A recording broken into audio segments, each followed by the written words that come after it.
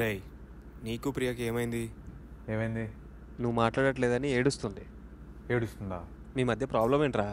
Problem ఏంటంటే తన అమ్మాయి ఉండవరా, అదే పెద్ద ప్రాబ్లం. నేనేమనుకుంటానంటే నా లైఫ్లో ఎటువంటి ప్రాబ్లమ్స్ ఉండకూడదు, ప్రశాంతంగా ఉండాలనుకుంటా. కానీ నా లైఫ్లో ఏ ప్రాబ్లమ్స్ లేకపోవడం తనకు అతిపెద్ద ప్రాబ్లం అనమాట. Why so worried man, isn't he suppose to be happy? తనకు అదే కదా కావాల్సింది.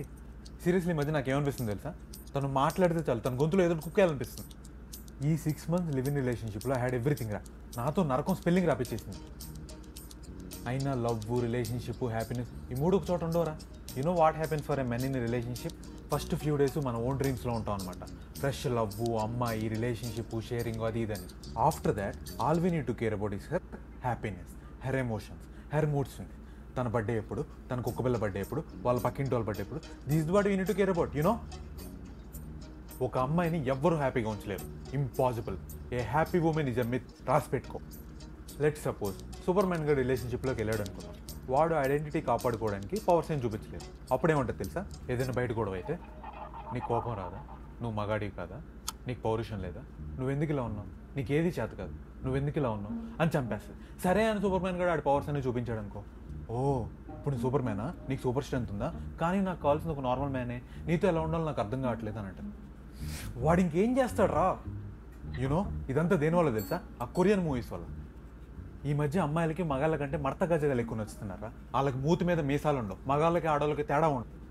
కొరియన్ డ్రామా అంటే చాలు ఊ చాంగ్ హో అని అంకర్లు తిరిగిపోతూ ఉంటారు.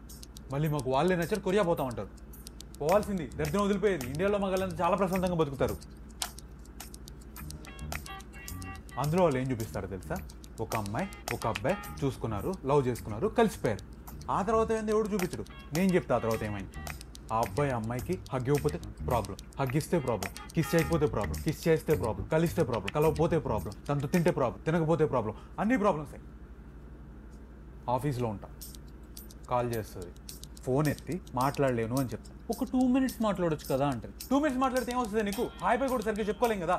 సరే అని మాట్లాడాను అనుకో, చివరిలో కాల్ కట్ చేసేటప్పుడు ఐ లవ్ యూ చెప్పలేదనుకో, కథం, మ్యూజిక్ స్టార్ట్స్.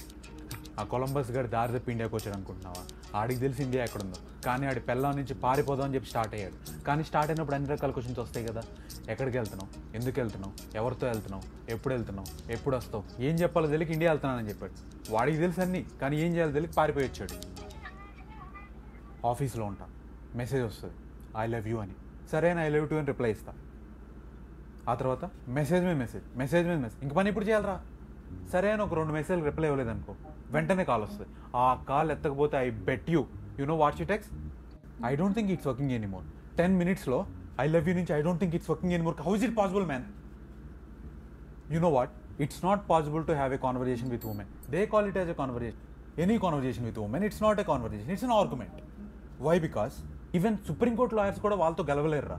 ఎందుకంటే being a men we need some logics to work on, but logics are trash to them, clarity is a garbage for them.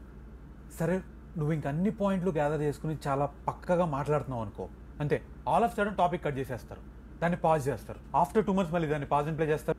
అప్పుడు నీకు అర్థం కూడా కాదు ఏం మాట్లాడుతున్నావు, ఏం టాపిక్, ఎందుకు వచ్చింది, ఏ ఆర్గ్యుమెంట్, ఈ గొడవ ఎక్కడ స్టార్ట్ అయిందో గుర్తుండదు నీకు.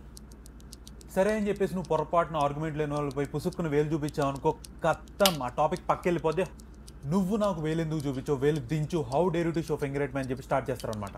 ఎవడరా ఇది కనిపెట్టింది? ఒకవేళ ఆర్గ్యుమెంట్లో అమ్మాయిలు మనమే చెప్పలేసినా తప్పలేదు, కానీ మనం మాత్రం వేలు చూపిస్తే మనం రాంగ్, వాళ్ళు రైట్ డైరెక్ట్. ఇప్పుడు నీకు ఫోన్ చేసి నీ దగ్గరకు వచ్చి మాట్లాడింది కదా మా ప్రాబ్లమ్స్ గురించి. లెట్స్ సపోజ్ నేనే తన ఫ్రెండ్కి ఫోన్ చేసో కలిసో ఇట్లా మా రిలేషన్షిప్లో ప్రాబ్లమ్స్ అవుతున్నాయి ఇది అని మాట్లాడాను అనుకో, you know what she says, ఆహా నీకు తను నచ్చిందా, నీకు అంత బాగా నచ్చిందా, మీరిద్దరు మాట్లాడుకుంటున్నారా, మీ దగ్గర ఫోన్ నెంబర్ కూడా ఉందా, అయితే వెళ్ళి దాంతో నుండు. How ridiculous is this man?